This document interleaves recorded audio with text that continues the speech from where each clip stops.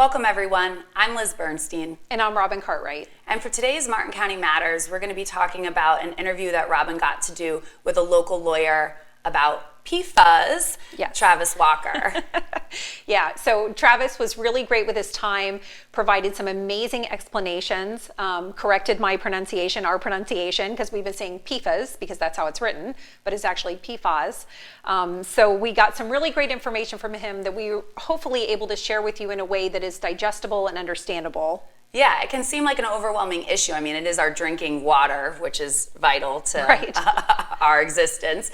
But, you know, what we really were wanting to do with this episode is empower you, right? Not scare you. And so the PFAS Explained episode was a lot of information. It kind of felt almost doomsday. And here, we're really trying to give you the ability to take care of you and your family. Absolutely. So let's hear what Travis had to say, and we'll check in with you throughout the episode. Good afternoon. I'm Robin Cartwright with Martin County Matters, and with me today is Travis Walker, who is keeping calm and carrying on in all the world of litigation here as a hometown attorney here in the City of Stuart. Thank you. Thank you for joining me today. Yeah, glad to be on this. This is great. Thank you. And you're our first guest, so everybody please be kind because this is new for both of us. This is great. Yeah, our first victim. So, Mr. Walker today, can I call you Travis? You can call me Travis. Okay, yes. excellent. So Travis has been very kind. He is representing some individuals, as I understand it, with regard to PFAS. We've been mispronouncing it PFAS. It's hard, well, the actual name is extremely hard to pronounce, and I don't even try, so you're good. Yeah, per and polyfluoroalkyl substances. Yes. And so PFAS, I know, have been a problem in the City of Stuart, and unfortunately it has resulted in what ends up being litigation for many so that they can be made whole. Yes. Yeah, no, and it's something that's been going on for a long period of time, and really the originator of it is primarily 3M is the manufacturer of firefighting foam, and the Stuart airstrip has been around for a long period of time, and over the years the firefighters there were using the firefighting foam because it's very good as a retardant for the jet fuel flames, but the unfortunate part of that is that PFAS, that molecule breakdown just doesn't break down. Right. And so that's a big problem because that leaches into the water system, and then here we are. It's not something that the City of Stuart is able to filter out of its water, so that's why it got involved in litigation and recently announced a settlement with 3M. Yeah, and so I know that settlement affects more than just the City of Stuart. Correct. We're not alone in this fight. No, not at all. Yeah, and so I think what's important for people to know, and correct me if I'm wrong, it's not just the firefighters who are affected by this. Correct. Yeah, I mean, anybody who's in the City of Stuart who has City of Stuart drinking water is unfortunately affected by this.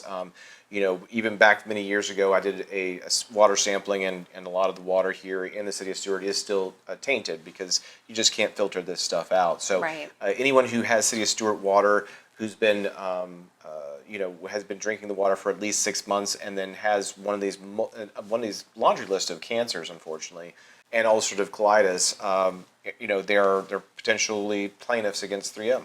And so I just want to be clear for everybody, because I think this is what was most shocking, or one of the most shocking things to me, was that when people are looking at who can be affected, anybody can be affected. Correct. Some people are just more affected because of their autoimmune disorders. You mentioned ulcerative colitis. Yes. So anybody who's immunocompromised or has any kind of deficiencies in their system, it's not exclusive to just a segment of people. Right. Everybody in some form or fashion is affected, Correct. just some in a very detrimental way. You're absolutely right. And it just, I mean, obviously people who have a sensitive digestive, you can actually absorb the PFAS through your skin, but just like an aspirin is put on the skin, you really get it when you take the aspirin, right? Same thing with the PFAS is when you drink the water, you ingest the water, it's more prevalent in the system. But you're absolutely right. If you're immunocompromised, you're more likely to have issues. We actually represent somebody who has testicular cancer. He's in his 30s. So, it's affecting people across different age groups, and it's affecting people. This guy, has a spouse and children, and it's just a terrible, terrible situation. Yeah, because it affects more than just that individual, right? It affects a whole family. Right. Or a community. And that's why I love these fights, because you're not just fighting for the person who's affected, but you're fighting for their friends and family who have a loved one that they care about. Yeah. And I think one of the other things that really shocked me was how long 3M and the like were aware that this was an issue. In our last episode, we were able to share with people the timeline of things that have happened. So the fact that they had people working in their factories and, oh, we should move the women who are pregnant because they might be affected. Yes. And so I found that a little disturbing. Yes. Yes. A little frightening. Yeah. And you know, I mean, but like, I mean, at some point, like, you know, the actuaries or the people in the companies and everything, it's like, are you sociopathic or psychopathic to like allow this to happen? Right. You know, and I understand at some point, you know, I think people get twisted about profit and everything in these companies, but you know, these are people's lives that you're affecting. And you're absolutely right, whether it's pregnant women, and it's like, well, we had a clue about this, and we had it's the same issue with Johnson & Johnson with the baby powders. Like, Johnson & Johnson knew for a long period of time that there was asbestos in their baby powder, but they kind of shoved it off to the side, and then unfortunately people got ovarian cancer, and then that's a whole other thing. Right. But no, you're absolutely right. Often these companies, including 3M with PFAS, they knew what was going on, and here we are. Yeah, and so not to get too much into the litigation aspect of things, because that's an ongoing situation, but the City of Stuart was made aware quite some time ago. Yes. And so this case has been ongoing. This isn't new, Right. though it's new to many of us. Yes. Yeah, it's news. I mean, it's obviously, you know, the City of Stuart got involved in litigation several years ago, and then that's why they had the settlement just a few months ago. It obviously takes a long time to bring a company like 3M to their knees to do it, and I give the City of Stuart a lot of credit for spearheading the litigation there, because other cities and other municipalities will be able to clean their water because of what the City of Stuart was able to do. The secondary effect is that obviously there's people who are affected. Right. And that's where we're representing people. Yeah, and I know that one of the only ways to truly treat PFAS, to make sure they're not in the water, is the reverse osmosis treatment plant. And I'm under the impression, and we can discuss this or not if this is appropriate, that part of the settlement for the city is to build that. Correct. And so hopefully that will help remedy Yes. some of the things that people may be afflicted by going forward, but it doesn't necessarily fix what we've already experienced. Correct. It's just, I mean, and you really, you hit the nail on the head, is like, moving forward, the City of Stuart has something in place to fix the water, to help people in future generations, but unfortunately there's, you know, thousands and thousands of people in the City of Stuart who have been affected by this drinking water, and they, you know, what the City of Stuart is able to do isn't the recourse for all of those plaintiffs. Yeah, and just to be clear for everybody, if you are on City of Stuart water, it doesn't mean that you live in the City of Stuart. There are many individuals who live outside of technically the City of Stuart who are on the City of Stuart drinking water. And so you may just want to check your bill to whom you're paying your water bill to make sure that you are either a City of Stuart water user or a county water user. Correct. So because there is that nuance and that difference, that Yes. it doesn't seem like the county was as impacted, No. mainly because of what you've explained being the airfield. Correct. Yeah. And that's the biggest part about it is there's a clear correlation, and that's why the case isn't a very difficult one. There's only really one manufacturer of this patented product, and that's 3M. And it's a firefighting foam, and it's really affecting these specific wells in the City of Stuart, primarily around the airfield. And so the liabilities there, the damages are obviously, the people of the City of Stuart have been affected tremendously. And you know, the 3M is a large company, and so the ability to recover those damages are there as well. This is a lot of information so far, and I think for me, one of the biggest takeaways from my conversation with Travis is that we're not suing the City of Stuart. Nobody is suing the City of Stuart over this. This is specific to the responsibility of 3M and what they have basically done to a majority of people who may not even know that it's happened to them.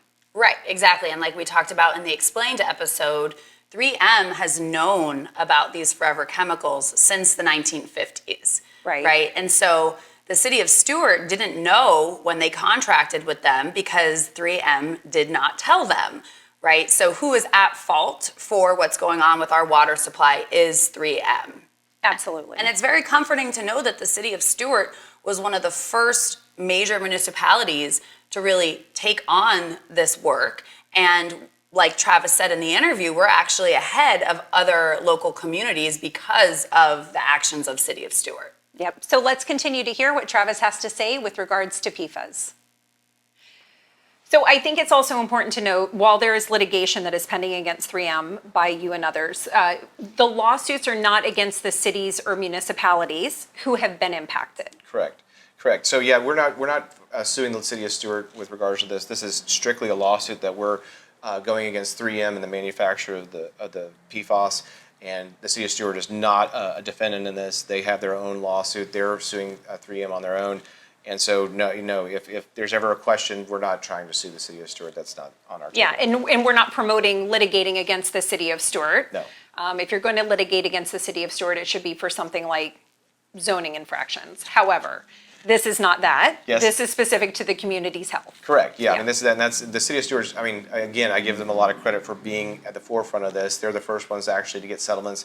There's a lot of municipalities and well owners that are way behind in line with regards to fixing their systems.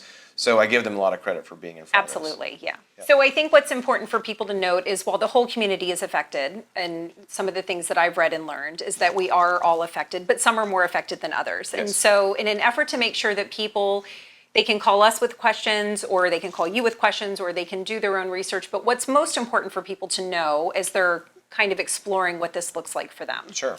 Yeah, so I mean, obviously, first off, look at the EPA's website. They have a great a volume of library with regards to what the effect of PFAS is on people, both the biology and the epidemiology. And so there's also a map of wells and tainted water sites. So if you're outside the City of Stuart and you have a question about that, you can check those websites and find out if you may, in fact, have that water. Two, just do your due diligence and stay on top of the city commissioners and the city government officials, and just say, hey, when do we think we're going to have this all online? And then three, obviously, our office is representing people in the City of Stuart with regards to the PFAS damages, whether it's testicular cancer, kidney cancer, lung cancer, breast cancer. There's a whole list of cancers, and if you or a loved one has been in the City of Stuart for over 6 months, or you have the City of Stuart drinking water for over 6 months, you may be entitled to compensation. Our office is doing the free consultations, and then we're working on a contingency fee basis. Mm-hmm. So we only get paid unless we recover for you. So, if you do have any questions, don't hesitate to contact us. And we also have some additional information on our website at traviswalkerlaw.com. And I think it's important for people to know, just so everybody is clear, these lawsuits are not against the City of Stuart. No. They are against 3M and the manufacturers of the firefighter retardant. Yes. So none of these lawsuits are specifically against the City of Stuart because they have their own battle to fight. They have their own battle to fight, and I give them a lot of credit for being on the forefront of the battle because they're probably going to be able to fix the systems much earlier than a lot of other municipalities. And then we've had that question before, but Yeah. no, our office has no interest in suing the City of Stuart. Right. So we're trying to make sure that people have information that they need so that as a community we can help support one another. Yes. And make sure that everybody is well taken care of and as healthy as they can be, and make sure that you find the resources that you need, whether it's through us or through a company like yours, to be able to provide people the information that's most desperately needed. For sure. And we're here to help. That was a lot of information, and we really want to thank Travis for his time. So there are a lot of takeaways. We really appreciate everyone for staying with us. What were your major takeaways, Robin?